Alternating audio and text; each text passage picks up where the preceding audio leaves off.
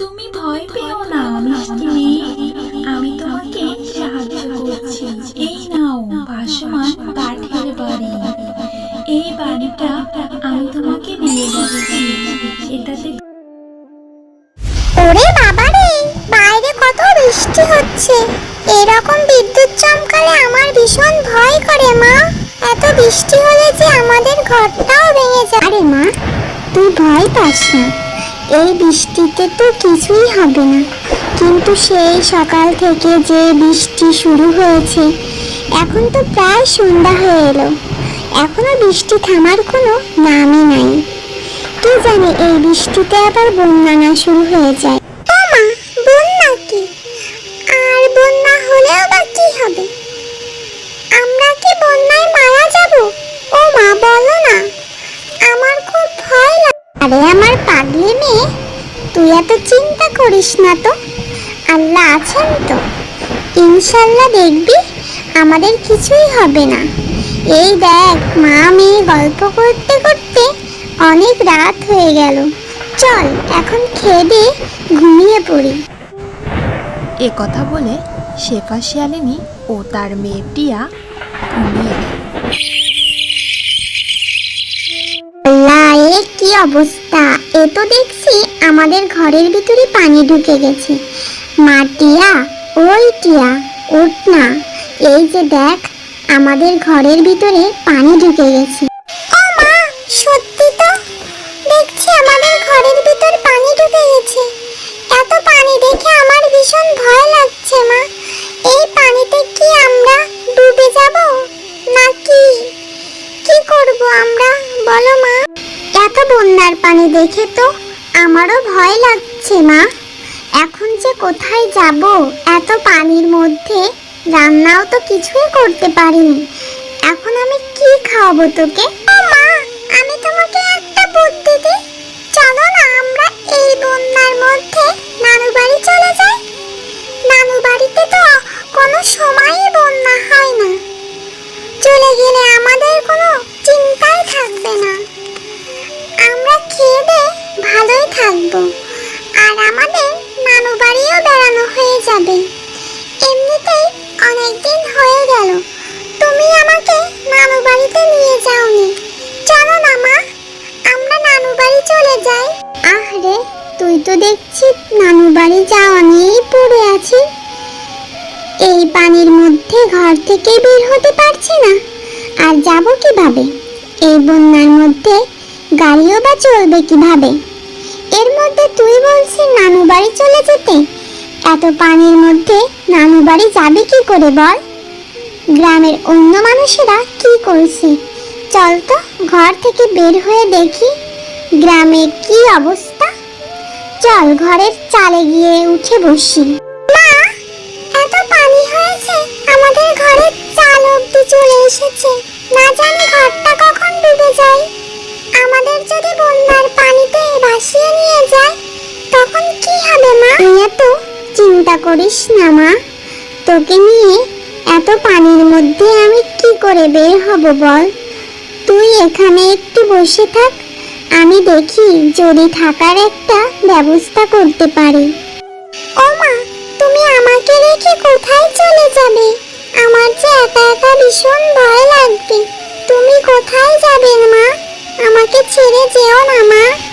তুই ভয় পাস না মা, এই বন্যার পানির মধ্যে তোকে নিয়ে যাই, তাহলে তোর ডুবে যাওয়ার সম্ভাবনা আছে মা।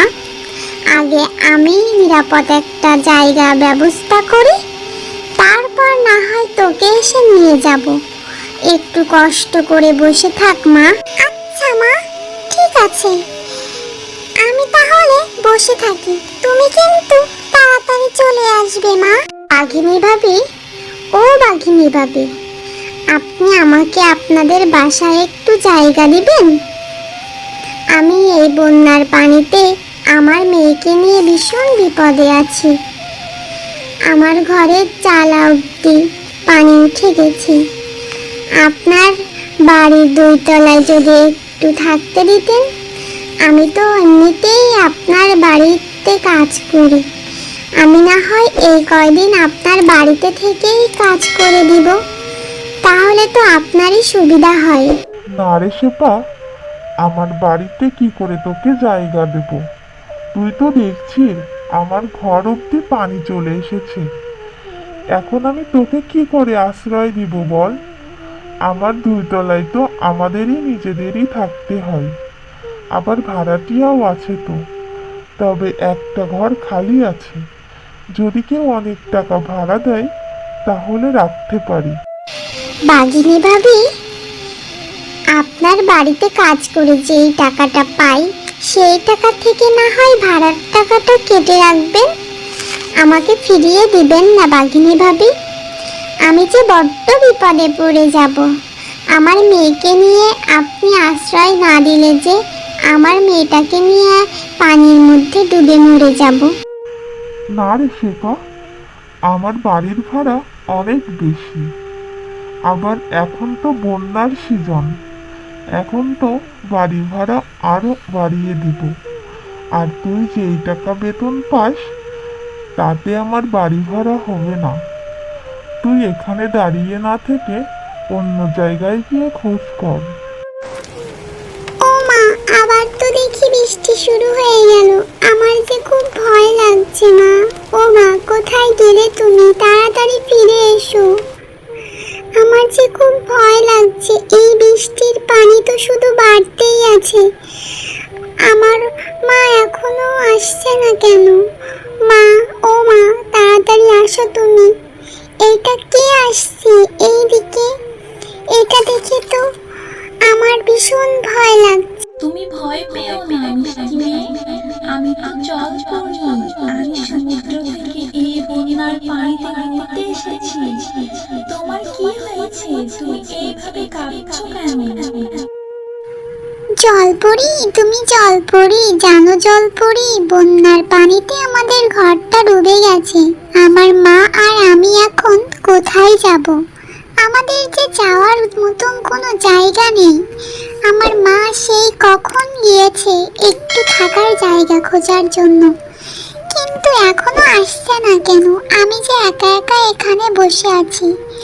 আমার মাকে ছাড়া আমার এখানে খুব ভয় লাগছে। তুমি ভয় পেও না মিষ্টি মেয়ে, আমি তোমাকে সাহায্য করছি। এই নাও ভাসমান কাঠের বাড়ি। এই বাড়িটা আমি তোমাকে দিয়ে যাচ্ছি। এটাতে তোমরা থাকতে পারবে, আর এটা কখনোই পানিতে ডুবে যাবে না। তোমাদের যতদিন খুশি তোমরা ততদিন থাকতে পারবে। আর তোমাদের মতো প্রয়োজন পড়লে আমাকে ডেকো, আমি সাহায্য করতে চলে আসবো। আর শোনো, তোমাদের এই ঘরের মধ্যে খাবার দাবারের কোনো অভাব থাকবে না। যা খেতে চাইবে তাই খেতে পারবে। জলপুরি, তুমি তো অনেক ভালো। এই ভাসমান কাঠের বাড়িতে আমি আর আমার মা থাকবো। আমার অনেক ক্ষুধাও পেয়েছে। এই ভাসমান কাঠের বাড়িতে ঢুকে আমি এখন অনেক খাবার খাবো, আর গ্রামের সকল অসহায়দেরকে সাহায্য করব। তোমাকে অনেক অনেক ধন্যবাদ জল। তোমার সাথে কথা বলে আমার অনেক ভালো লেগেছে। তোমরা ভালো থেকো, আর প্রয়োজন হলে আমাকে ডেকো। আমি এখন চলে যাচ্ছি। বিদায় বন্ধু।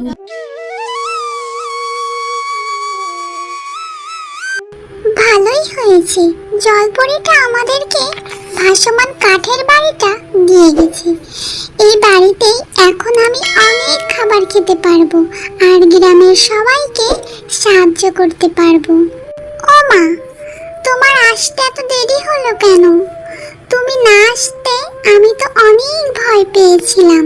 কিন্তু মা, তুই এই ভাসমান কাঠের বাড়িটা কোথায় থেকে পেলি? এই বাড়িটা তো দেখছি পানির মধ্যে সুন্দর করে ভেসে আছে। জানো মা, আমি যখন একা একা বসে কান্না করছিলাম তখন একটা জলপরি আসে, আর এই জলপরিটি এসে আমাকে এই ভাসমান কাঠের বাড়িটি দিয়েছে। জলপরি বলেছে এই ভাসমান কাঠের বাড়িতে অনেক খাবারও আছে, আর সে খাবারগুলো আমরা যখন খুশি তখন খেতে পারবো, আর সবাইকে সাহায্য করতে পারবো। আর যখন কোনো বিপদ হবে তখন জলপরীকে ডাক দিলে সাথে সাথে জলপরী চলে আসবে। হ্যাঁ টিয়া, তাহলে তো অনেক ভালোই হলো। আমারও খুব ক্ষুধা পেয়েছে। চল এখন আমরা কিছু খেয়ে তারপর ভাসমান কাঠের বাড়িটা নিয়ে গ্রামের অন্যদেরকে সাহায্য করি। হ্যাঁ মা, আমারও খুব ক্ষুধা পেয়েছে। চলো মা, তুমি আর আমি দুইজন মিলে খেয়ে গ্রামে গিয়ে সবাইকে সাহায্য করি। তারপর টিয়া ও তার মা ভাসমান কাঠের বাড়িটা নিয়ে সবাইকে সাহায্য করতে চলে যায়। হ্যালো বন্ধুরা, গল্পটি ভালো লেগে থাকলে চ্যানেলটি সাবস্ক্রাইব করে দিও আর পাশে থাকা বেল আইকনে প্রেস করে আমার পাশেই থেকো। ধন্যবাদ সবাইকে।